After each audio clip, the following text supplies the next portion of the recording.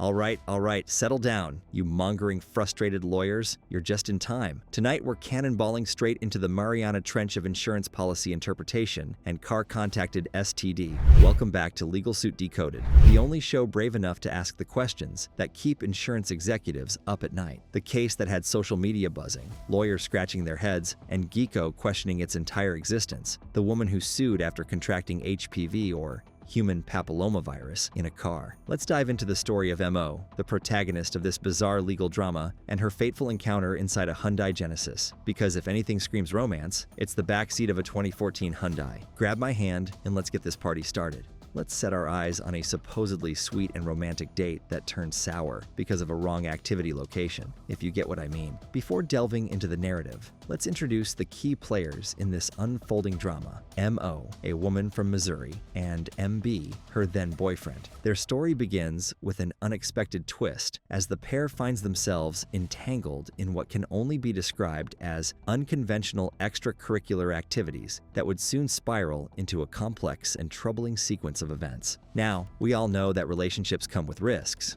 heartbreak, bad poetry, and the occasional shared streaming password. But what MO didn't expect was that this extracurricular activity would come with an unwanted lifelong subscription. Oopsie. According to court documents, MO contracted HPV, or the human papillomavirus, which is a group of over 100 related viruses that can affect the skin, genital area, and throat. It's the most common transmitted infection, and MO just had to have it. This is the kicker. Rather than chalking it up to an unfortunate dating experience, she decided to seek recourse.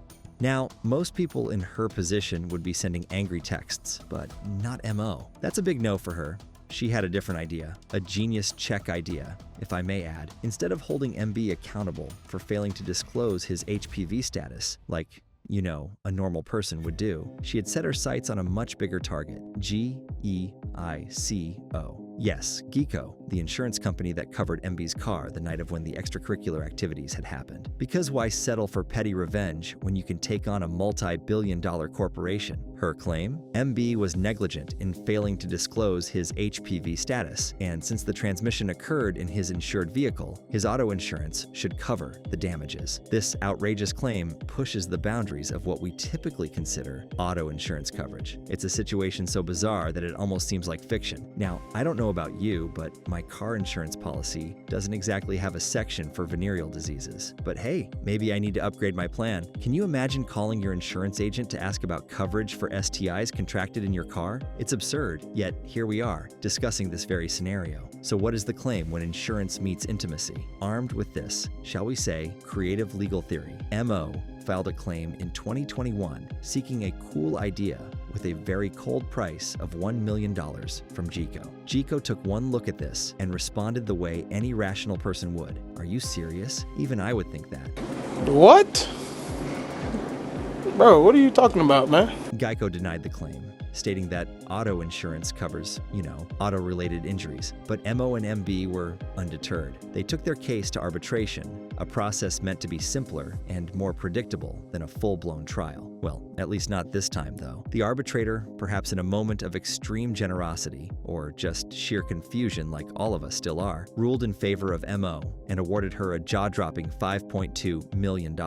That's right, let me just say it again to get that amount to sink in. $5.2 million paid by GEICO for an STD contracted in a car. Somewhere, a GEICO executive's coffee just went down the wrong pipe. Now, you might think, surely this is the end of the road. GEICO writes the check, swears revenge, and moves on. Oh no, that's not what a multi-billion corporation does with an outrageous complaint. They immediately sought to intervene, arguing that they should have had a chance to defend themselves properly. An appeals court initially shut them down, but then the Missouri Supreme Court stepped in, basically saying, yeah, this is ridiculous. GEICO should have had a say. Not stopping there, GEICO launched a federal lawsuit to make sure everyone understood that they were not about to become the world's first STD insurance provider. Their argument? Car insurance applies to injuries arising from the use of a vehicle. Use is the determinant of this defense. And last time we checked, when an insurance policy states that A applies to injuries arising from the use of a vehicle, that generally means driving the car, not whatever MO and MB were up to in there. Now, let's jump on to the verdict and whether common sense prevails in this case. The 8th U.S. Circuit Court of Appeals is a court with a decent sense of humor. They sided with common sense and essentially said, no, of course, GEICO doesn't have to pay for this, because, shockingly, the court agreed that having sex in a car doesn't transform the car into a liability-covered health hazard. And so, after a long, winding road of legal absurdity, the case came to a close. Don't exhale first, because the case was closed, but not before stirring up one final debate. Should GEICO have fought so hard against a woman who, tragically, later developed brain cancer? Some argued they should have just paid out of sympathy. Others pointed out that sympathy does not rewrite the terms of an insurance policy, because if it did, we'd all be filing claims for heartbreak, bad haircuts, and student loan debt. But before we close the book on the case of MO, MB, and the Hyundai Genesis, let's distill the essence of this whole affair and ponder its implications for our future, armed with some fresh insights from the court transcripts themselves. So, what's the takeaway here? Firstly, and perhaps most importantly, disclose your medical history. This is for all you young and old romance adventurers. It's just like you wouldn't sell a house without mentioning the termite problem. Don't start a relationship without a little transparency.